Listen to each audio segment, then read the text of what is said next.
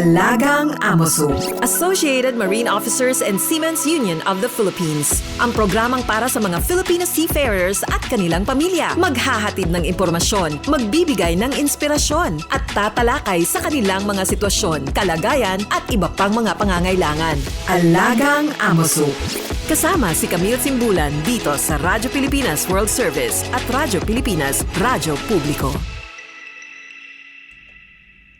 Magandang araw, pagbati at welcome po muli sa Alagang Amoso, ang serbisyo publiko sa radyong hatid ng Associated Marine Officers and Seamen's Union of the Philippines o AMOSUP at ng Radyo Pilipinas World Service. Sa programang ito ay pinag-uusapan natin ang iba't ibang mga programs and welfare services ng AMOSUP para sa mga miyembro at dependents ng ating union. Tinatalakay din natin ang mga napapanahong issue tungkol sa mga karapatan at kapakanan ng mga magigiting nating Filipino seafarers or sea-based overseas Filipino workers. Ang Alagang Amosup ay napapakinggan din po sa flagship station na Radyo Pilipinas Radyo Publiko 738 kHz tuwing linggo alas 7 ng gabi hanggang alas 7:30 ng gabi. Special shoutout syempre sa mga miyembro ng Amosup at sa lahat po ng mga Pilipinong mandaragat sa iba't ibang panig ng mundo na nakatutok sa atin.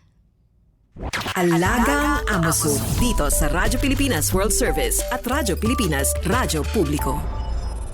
Just a quick recap po, ang ating topic last week, tagumpay ng isang millennial na chief engineer sa barko. Kasama po natin si Chief Engineer Elijah Chomi, isang proud alumna ng Maritime Academy of Asia and the Pacific o MAAP. At siya po ang kauna-unahang woman chief engineer ng Unitankers.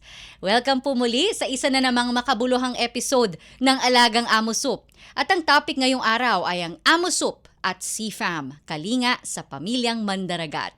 Makakasama natin ngayon ang isang natatanging panauhin na isa sa mga nagbigay boses at suporta para sa ating mga Pilipinong mandaragat at kanilang mga pamilya.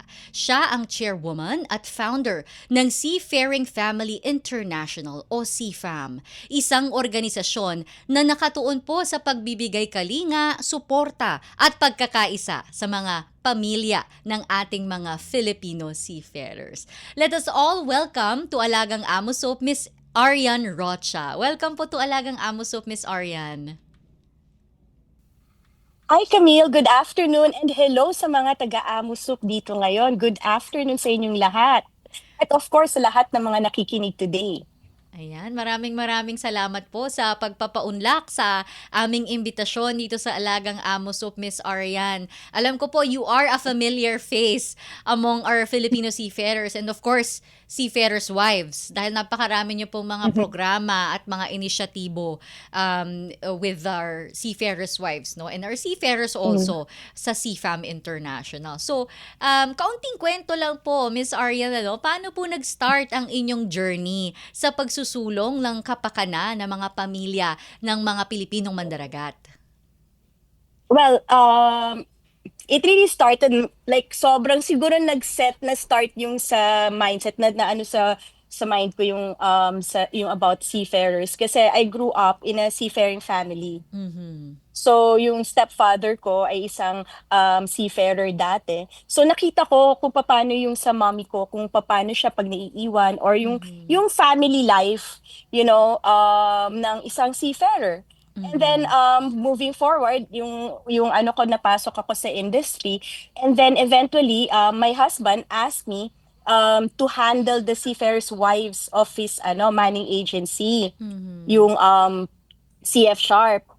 And so from there, ano talaga yun, Camille, talagang it was a very crucial learning experience for me. Yung ma-meet mo yung mga wives and you hear their problems and syempre eventually yung problems na rin ng seafarers. So one time I was given a chance to facilitate a workshop sa isang cruise seminar na inorganize ninyo in collaboration with Norwegian Seafarers Union. NSU.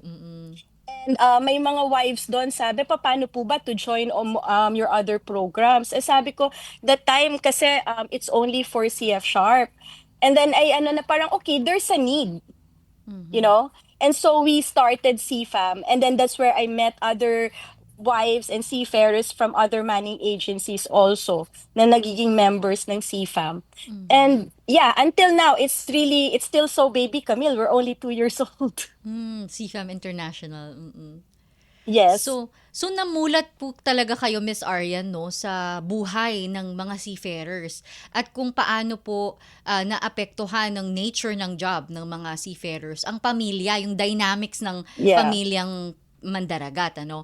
And bilang na-expose nga po kayo sa iba't ibang storya, iba't ibang kwento ng mga seafarer families natin, ano-ano po yung mga tumatatak sa inyo na mga common challenges na hinaharap po ng mga Filipino seafarers natin?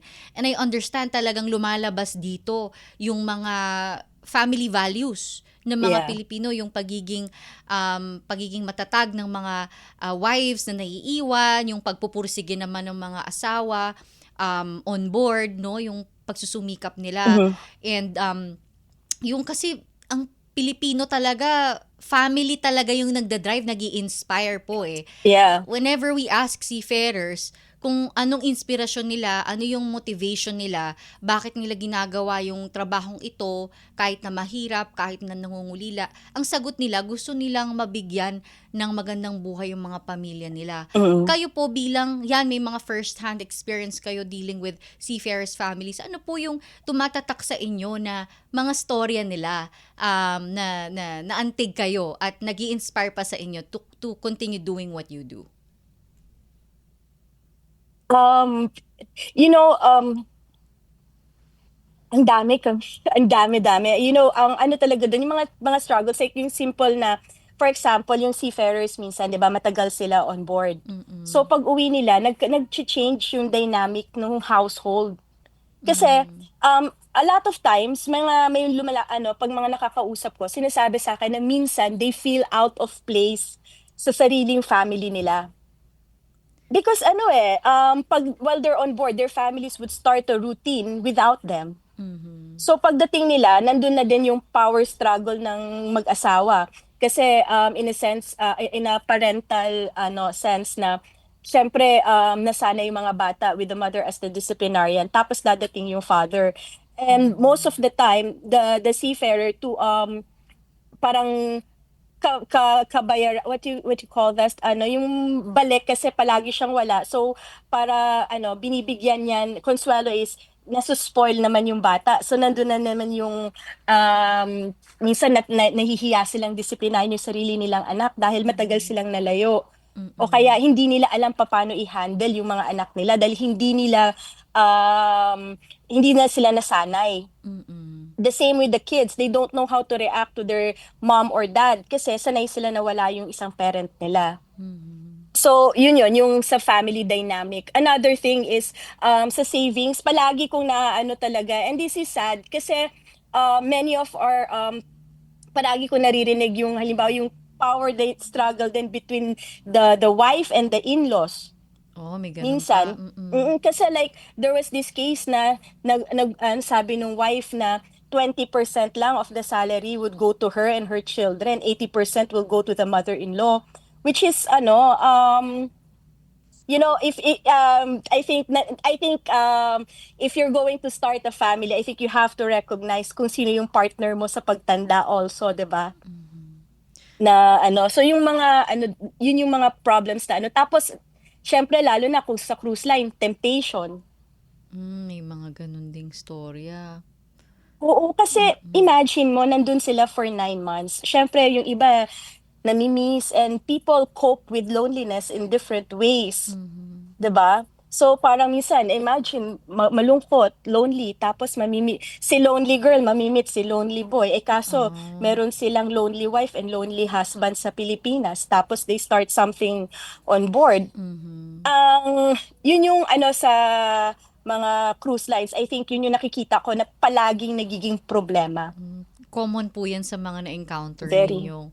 Unfortunately talaga, that's why we really put a lot of focus on relationship workshops also. Yeah, for couples. Yeah. So, ngayon naman po, so nakita natin no, na napaka-complex talaga ng buhay ng isang seafarer. Talagang nandun yung challenges. And we know that ang dami na pamilya na are fighting through this, no? Para Mhm. ma-overcome itong mga challenges na ito. And syempre, andyan po yung mga iba-ibang organisasyon gaya ng CFAM na may mga initiatives, gaya nga po ng nabanggit nyo. So can you tell us more about these workshops that you conduct for couples, mga mag-asawa po na may seafarer dun sa pamilya, and paano po ba yung sistema pag uwi ng asawa? Meron kayong mga sineschedule na workshops, and paano po yung takbo ng workshop? Paano nyo po sila tinutulungan na ma-mend yung mga medyo may tension na relationship, or ano-ano po yung mga klase ng workshops na kinokonduct nyo po para sa kanila? So I have a series of workshops na ako mismo yung nagko-conduct, yung the Seafarer Spouse, which really tackles yung mga challenges ng mga spouses. Kaya spouse kasi minsan lalaki yung nagjo-join, husband ng crew. Opo, So yung opo. mga challenges nila and how kasi I think the importance of that is maintindihan ng both sides, na yung trabaho ng seafarer on board, and on the other hand yung sacrifices din ng spouse who's left behind, kasi both of them are may sacrifice na malaki eh. And I think in some ways medyo siguro, I mean, human nature naman na minsan hindi natin naiisip yung sacrifices na iba, nakikita lang natin yung sacrifices Yung natin. side natin. So dun pa lang malaking na yun eh, hindrance yung iisipin nung seafarer on board na ang laki-laki ng sacrifice ko, samantalang yung spouse ko doon nasa bahay lang tumatanggap lang ng pera. Samantalang naman on the flip side naman, the spouse would think na yung husband ko nandun, ang layo-layo, ang dami niyang napupuntahan, ang dami-dami niyang nakikita, ako nandito lang ako. So nandun na yun. So that's what we tackle in the Seafarer Spouse. And then the other workshop is the power within. It's really, insecurity is a very, very big factor in destroying a relationship. Like everyone has trauma na nagiging ugat ng mga insecurities natin paglaki. Kasi while we're kids, we experience different things, and then we develop coping mechanisms that may not anymore work pagtanda natin, especially in a relationship with someone else. So the power within is parang mo yung from your childhood, yung mga challenges mo, and until this time, and ma-recognize mo na you have the power inside you to make your relationship work, to be successful, to be the best version of yourself. So parang mas individualistic naman po yung approach nitong isang workshop. So Yes. pwede po bang himayin natin pareho, no? Kasi very interesting pareho yan eh. And I think it's necessary pareho yung pagtingin sa dynamics ng pamilya bilang isang miyembro or isang partner nung iyong spouse, and yung pagtingin din bilang individual, yung sarili mo. So punta po muna tayo dun sa first workshop nyo about yung seafarer spouse, no? Maganda po yung ganong initiative na parang binibridge nyo yung differences, yung gap, kasi nga naman may magkaiba sila ng perspective eh. And kung wala yung clear, effective communication, active listening between the husband and the wife, doon magkakaroon ng misunderstanding. Lalo na kapag alam mo, ma'am, yung parang nag-iipon na nagtatanim. Yeah, the Kasi resentment. Yes, yung resentment, yung kapag naipon na nag-bottle up na lahat ng sama ng loob mo na hindi mo kino-communicate, hindi mo ini-express or hinihinga sa asawa mo, bigla na lang one day parang sasabog ka na lang. Hindi ba? Yeah. Kaya mahalaga yung ganyan na parang nagke-create kayo ng channel or ng parang mode of harmonious relationship between the spouses. So how do you do this po? Talagang parang intensive ba siya, na how many days, and paano yung approach? Kasi syempre lalo na kung talagang emotionally charged yung yung mga usapan, ano? Yeah, it would last 4 hours usually, I was thinking na okay, mga 2 hours. But Mhm. then going through different workshops, minsan talaga naglalast kami ng 4 to 5 hours. You know, Wow. there are like a lot of resentments na talagang they need to unpack. But Mhm. how do you unpack it without naman the other person feeling na they're being attacked, Correct. Kasi 'di ba? parehong may pinanggagalingan. Yes, yun yung mahirap kasi in some sense Camille, they're both right eh. Mhm. They just have to find a way to understand each other na Mhm. both can be right without na parang my wife can be right without me being wrong. Ah. Kumbaga parang parehong vina-validate yung Yes, pinanggagalingan nila. So dun po sa ano yung case to case basis naman siya.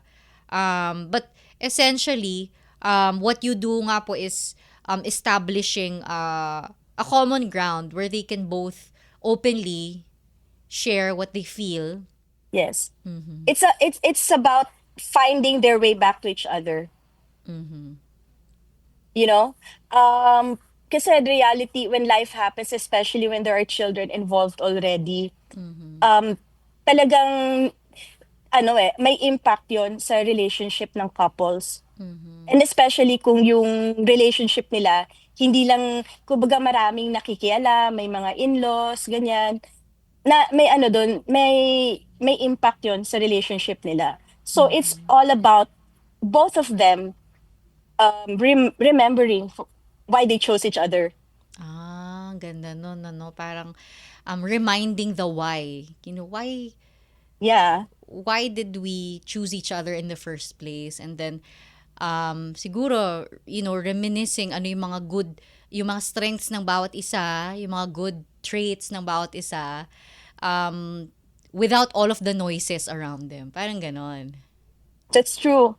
You Mm-mm. know, Camille, if I may share, may isa nga ako si Fer na nasabi niya, yung asawa niya, hindi niya talaga ipagpapalit kahit kanino. Kasi daw, nung time na nakatira lang sila sa ilalim ng tulay, yung asawa niya,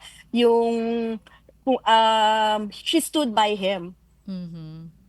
And for him, for that particular seafarer, he appreciates that, and he is grateful for that, you Mhm. know.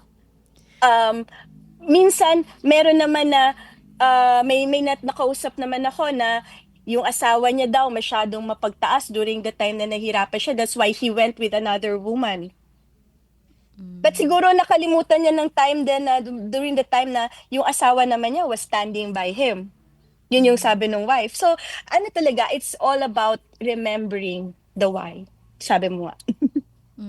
Remembering the why. Ang ganda no na it's actually useful not only for any couple, no? Maganda yung ganitong exercise na you keep reminding each other and reminding yourself, why did I get into this relationship in the first place?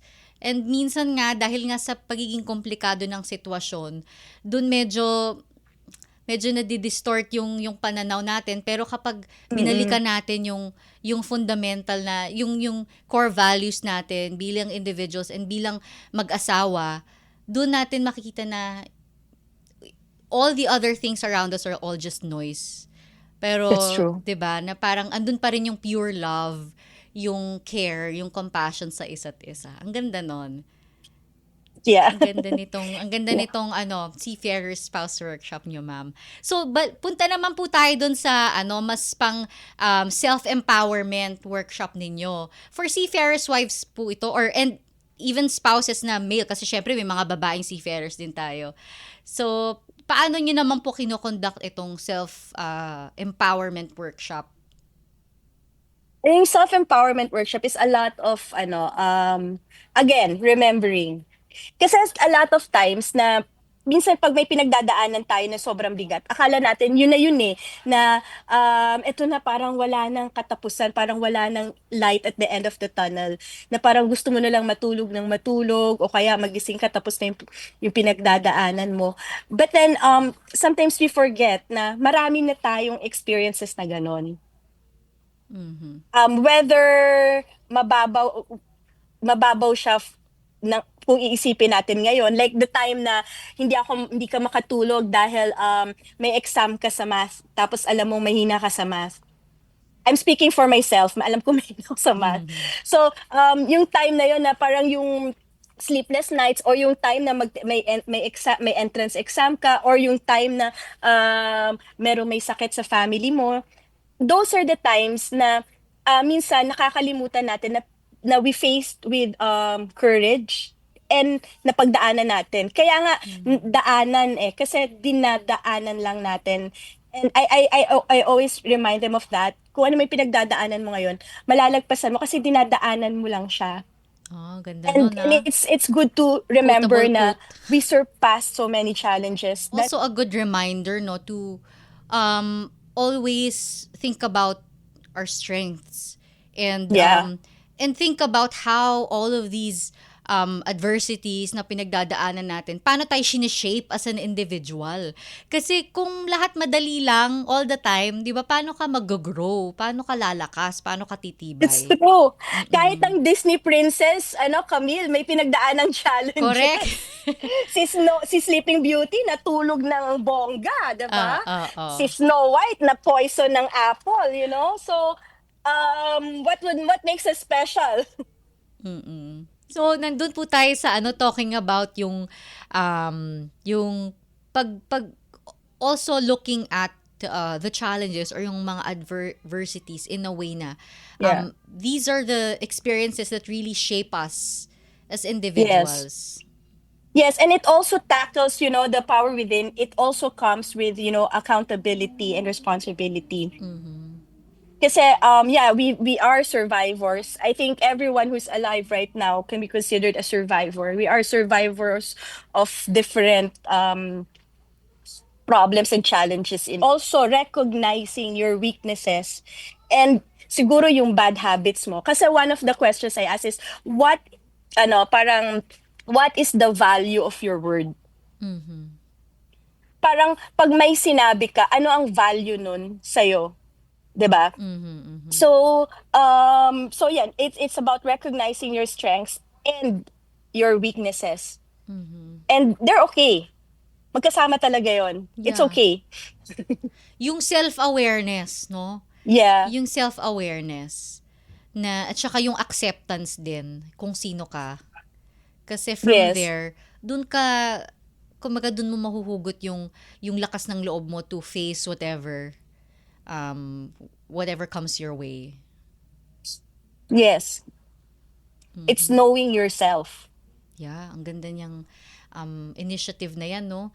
And I think marami ring natututunan yung mga listeners natin kasi it's human nature eh. Lahat tayo may ganyang mga experiences eh. And paminsan, wala kang matanong. How can I deal with this? How can I address my self-doubt, yung tinatawag na imposter syndrome paminsan, 'di ba? Na parang, 'di ba? So it's good na from time to time we remind these people like you remind these spouses na kahit na nararamdaman mo 'yan, kahit na pinagdadaanan mo 'yan, yun nga, sabi mo, dadaanan mo lang yan. You're strong enough, you're a whole, you're capable. enough, you're capable to overcome all of these. Yes. And so the last workshop of that series is the communication. So Yun naman. sino naman po yung target audience dito? Actually both, both mas maganda kung yung seafarer and the spouse can join. Although ang napapansin ko talaga yung mga spouses mostly talaga women. Siguro yung for men, and that's why we have the men's sessions na iba. So yung sa communication, it's really, for me, that's really important kasi especially now na almost 24/7 na yung internet sa barko. And I would talk to a seafarer sometimes kasi like when we go on board, I get to talk to other mga seafarers, mga crew ganyan. So one time I went on board and I was talking to this crew, is a seafarer, and sabi niya nape-pressure siya minsan na makipag-video chat sa wife niya. Kasi alam nung wife niya na may internet siya. So, ine-expect ng wife niya na every time he has free time, magka-video chat sila. Which is, for him, also kind of not so easy kasi minsan talagang pagod na pagod siya. Pagod. Gusto niyang matulog. Pag non-stop yung trabaho, lalo na. Yeah, and nakakapagod talaga. Opo, pag You iba yung know? kondisyon sa dagat, sa barko. Oo. Yes, nakakapagod talaga. Tapos on the flip side, meron naman ding wife na parang nag-message sa akin. Sabi niya na, ma'am, paano ko po ba kukontakin yung barko? Kasi yung asawa ko hindi nagko-communicate sa akin. Kasi nakikita ko online yung mga kasama niya sa barko. And siya hindi. Sabi ko, gaano katagal na hindi online yung asawa mo? Magto 2 days na. Sabi ko, naku, ang short lang ng time na yan. Dati nung unang panahon, longer than 2 days na walang communication. But then at the same time, maybe you can understand. Kasi that time then, I was on board also that time. So, nakikita ko kung gaano kahirap yung trabaho ng mga waiter dun sa barko, sa cruise ship. Then, and siguro, pagod na din yung guy, kaya hindi siya minsan natatawagan, natutulog na lang. So, because of the availability of the internet, parang medyo mas mahirap mag-set ng boundaries. Talagang double-edged sword siya. Na Yeah, it has advantages, pero paminsan naging cause din siya ng miscommunication. that's true. Kasi isipin mo, nag-aaway kayo, tapos biglang mawawalan ng signal tayo ngang dalawa ngayon, nag-uusap tayo, hindi tayo nag-aaway. Nahihirapan tayo magkaintindihan, Sa palagi signal. tayong nagka-cut dahil sa signal, di ba? So imagine like that kind of scenario, pero yung topic is very intense and emotional, di ba? So and then again also yung mga exchange ng messages, 'di ba, pag on board yung husband tapos may message yung wife, pag sinabi niya okay nung husband, pwedeng iba-ibang meaning ng okay yun okay. pag naka-text lang kasi wala namang emotion yung chat, 'di ba? So, yun, that's why important talaga for me yung sa communication. And like sa wives also, ano yung pwede mong i-communicate with your husband at a certain time, the certain point habang on board siya. Tsaka, siguro yung pag-reinforce ng positive communication Yes. between them. Okay. So, ma'am, medyo we're running out of time pero napaka-insightful po ng discussion natin ngayong araw. Balikan lang po natin yung series nung inyong initiatives, nung talks nyo, no, for seafarer families. The first one po, The seafarer spouse. the seafarer spouse. Yan, yung relationship, no, relationship building among seafarer spouses. So, the second one po, ma'am, The power within. the power within. Yan, yung self-empowerment workshop naman. And the third and last is the Connection despite the distance. Pero it's the communication, communication. Workshop, yeah. Wow, ang napakaganda ng series ng CFAM, for seafarer families. So last question na lang, ma'am, Yes. ano pong mensahe nyo sa mga listeners natin na nina-navigate itong mga experiences ng pagiging bahagi ng isang seafarer family? Okay, sa mga listeners ngayon, yung lalo na yung mga mag-asawa, may partner, ganyan. Like what I said earlier, any relationship can work as long as you are both committed to it and as long as it's not abusive. When it becomes unhealthy, of course, one of you would have to go and have to find themselves. Pero ang focus natin is don't forget why you go on board. Sa mga seafarers natin, don't forget why you go on board. It's for your family. So also make iwas to destroy that very reason why you're doing all these sacrifices. And sa mga wives natin,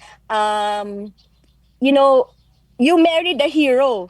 They're economic warriors of our country, and there's honor and dignity in that. So treat your husbands also with honor and dignity. The same with the husband.